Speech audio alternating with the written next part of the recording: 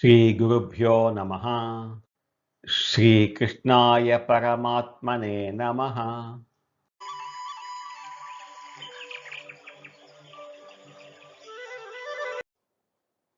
భగవద్గీత దైవాసుర సంపద్ విభాగ యోగంలో ఈరోజు మనం 12, 13 శ్లోకాలను తెలుసుకుందాము. ఇంతకు ముందు శ్లోకంలో ఈ రాక్షస స్వభావం ఉన్నవారు చనిపోయే వరకు తీరని టెన్షన్స్తో చింతలతో బతుకుతారు అని తెలుసుకున్నాం కదా.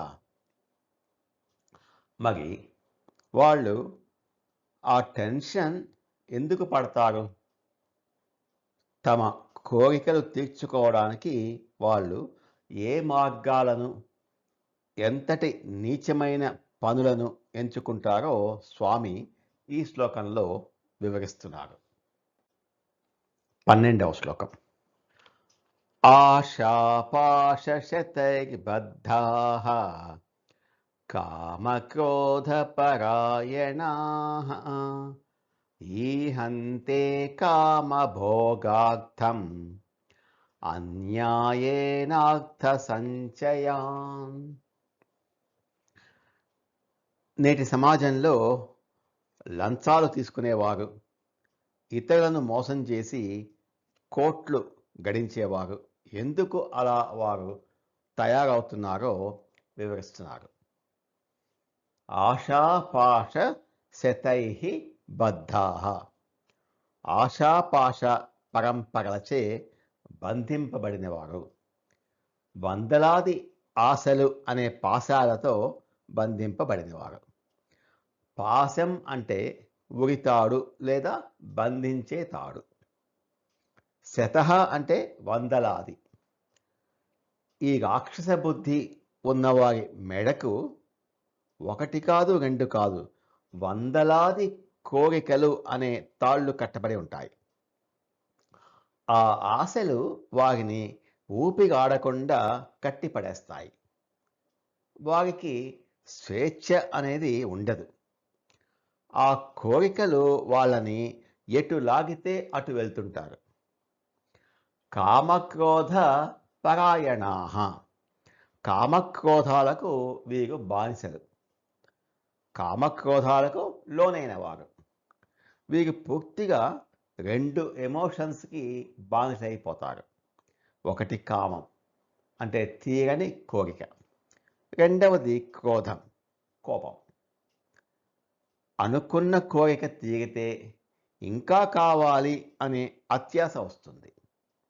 ఒకవేళ ఆ కోరిక తీరకపోతే దానికి అడ్డుపడిన వారిపై విపరీతమైన కోపం వస్తుంది. ఈ రెండింటి మధ్య నలిగిపోతూ వాళ్ళ మెదడు ఎప్పుడు వేడెక్కి ఉంటుంది. ఈహంతే కామభోగార్థం. ఇంద్రియ సుఖాల కోసమే ఆరాటం. మరి ఇంతలా ఎందుకు కష్టపడుతున్నారు అంటే కేవలం తమ శరీర సుఖాల కోసం, జల్సాల కోసం, విలాసాల కోసం మాత్రమే కామభోగార్థం వాళ్ళు ఆరాట పడుతుంటారు. కాబట్టి కష్టపడేది వాళ్ళ సుఖాల కోసమే తప్ప సమాజంలో అవసరమున్న వారికి సహాయం చేయటం కోసం కాదు. అన్యాయేన అర్థ సంచయాన్. అన్యాయంగా ఆస్తులు కూడబెట్టడం. అర్థ సంచయాన్ అంటే ధనాన్ని, ఆస్తులను కూడబెట్టడం. ఇది ఎలా చేస్తారు? అన్యాయేన, అన్యాయంగా, అక్రమంగా. వాళ్ళకున్న వందలాది కోరికలు తీర్చుకోవడం కోసం ధర్మబద్ధంగా కష్టపడకుండా అధర్మంగా, అన్యాయంగా సంపాదిస్తారు. లంచాలు తీసుకోవటం, కల్తీ వ్యాపారాలు చేయటం, పక్కవాడిని మోసం చేయడం, భూములు కబ్జా చేయడం, ఇలా ఏ పాపపు పనైనా సరే చేసి కోట్లు కూడబెట్టడమే వీరి యొక్క తాపత్రయం. ఇదంతా దేనికోసం? వాళ్లకున్న వందలాది కోరికలు తీర్చుకోవడం కోసం. ఈ రాక్షస స్వభావం ఉన్న వ్యక్తిని ఒక కీలుబొమ్మతో పోల్చవచ్చు. కీలుబొమ్మకు దారాలు కట్టి ఉంటాయి. ఆ దారాలు ఆడిస్తున్న వాడి ఇష్టం వచ్చినట్లు ఈ బొమ్మ ఆడాల్సిందే. అలానే ఈ మనిషికి కూడా దేవుడు ఎంతో గొప్ప తెలివితేటలు ఇచ్చాడు. కానీ ఆ మనిషి తనకు తెలియకుండానే వందలాది ఆశలు అనే దారాలతో కట్టుబడి కామము, క్రోధము అనే యజమానుల చేతిలో కీలుబొమ్మలా మారిపోయాడు. ఆ కోరికలు ఆడించినట్లు ఆడుతూ పతనమైపోతున్నాడు. సంపాదించడం తప్పు కాదు, కానీ కేవలం సుఖపడటం కోసమే నేను ఎలాగైనా సంపాదిస్తాను అనుకోవడం రాక్షసత్వం. అన్యాయంగా వచ్చిన డబ్బు అప్పటికప్పుడు సుఖాన్ని ఇస్తుందేమో కానీ అది ఎప్పటికీ మనశ్శాంతిని ఇవ్వదు, పైగా వినాశనానికి దారితీస్తుంది అని హెచ్చరిస్తున్నారు ఇక్కడ శ్రీకృష్ణ పరమాత్మ. ఆశాపాశశతైర్బద్ధాః కామక్రోధపరాయణాః ఈహంతే కామభోగార్థం అన్యాయేనార్థ సంచయాన్. రాక్షస స్వభావం ఉన్నవారు వందలాది ఆశలు, కోరికలు అనే తాళ్లతో బంధించబడి ఎప్పుడూ కామక్రోధాలకు బానిసలై ఉంటారు. తమ ఇంద్రియ సుఖాలను, భోగాలను తీర్చుకోవడం కోసమే వారు అన్యాయమైన మార్గాలలో అక్రమంగా ధనం కూడబెట్టడానికి ప్రయత్నిస్తారు. 13వ శ్లోకం.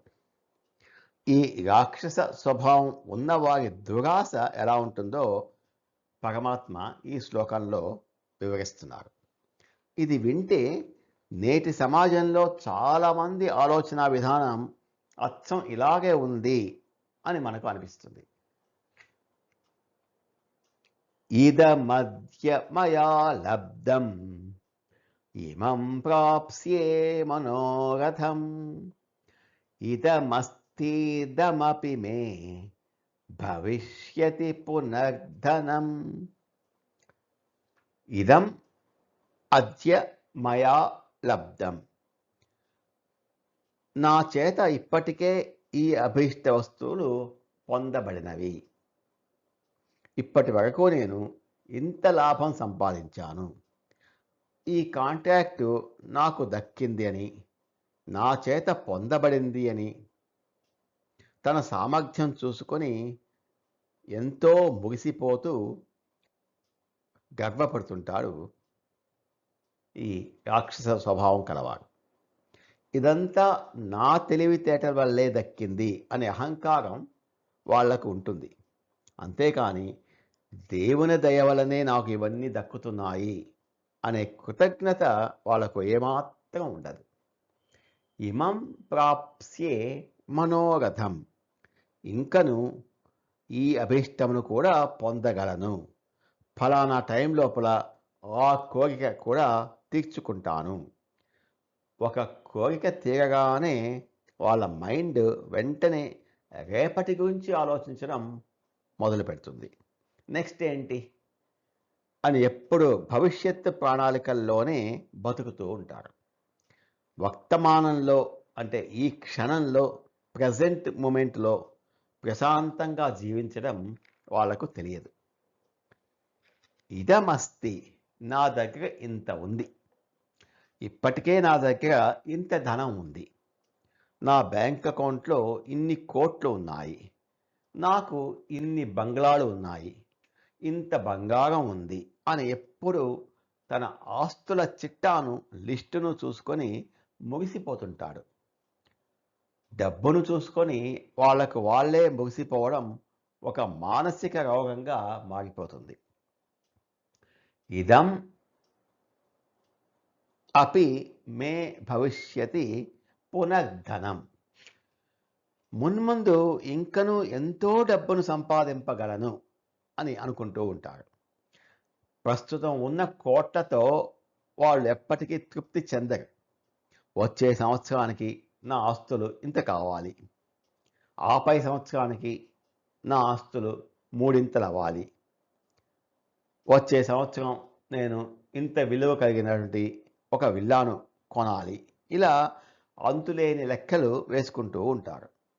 ఆ డబ్బు పిచ్చిలోనే మునిగిపోయి కుటుంబానికి, ఆఖరికి తమ సొంత ఆరోగ్యానికి కూడా సమయం కేటాయించరు. ఈ రాక్షస గుణాలు ఉన్నవారు ఈ ఒక్క ఆస్తి కొంటే నాకు శాంతి దొరుకుతుంది అనుకొని అక్రమంగా సంపాదిస్తారు. కానీ ఆ డబ్బు రాగానే వాళ్ళ అత్యాస దాహం 100 రెట్లు పెరుగుతుంది తప్ప వాళ్లకు తృప్తి అనేది ఎప్పుడూ ఉండదు.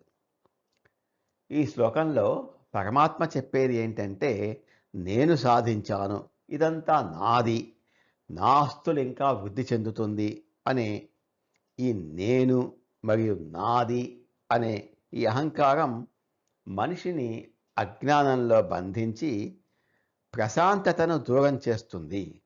దీని నుంచి బయటపడటమే అసలైన విజయము అంటున్నాడు. ఇదమద్యమయా లబ్ధం ఇమం ప్రాప్స్యే మనోరథం ఇదమస్తేదపి మే భవిష్యతి పునర్ధనం. ఈరోజు నేను దీన్ని సంపాదించాను, రేపు నా ఆ కోరిక కూడా తీర్చుకుంటాను. ఇప్పుడు నా దగ్గర ఇంత ధనం ఉంది, భవిష్యత్తులో నా ఆస్తి ఇంకా వృద్ధి చెందుతుంది అని ఆసురీ స్వభావం ఉన్నవారు ఎప్పుడూ ఆలోచిస్తూ ఉంటారు అంటున్నారు శ్రీకృష్ణ పరమాత్మ. నమో భగవతే వాసుదేవాయ. ఏతత్ ఫలం శ్రీకృష్ణార్పణమస్తు. స్వస్తి.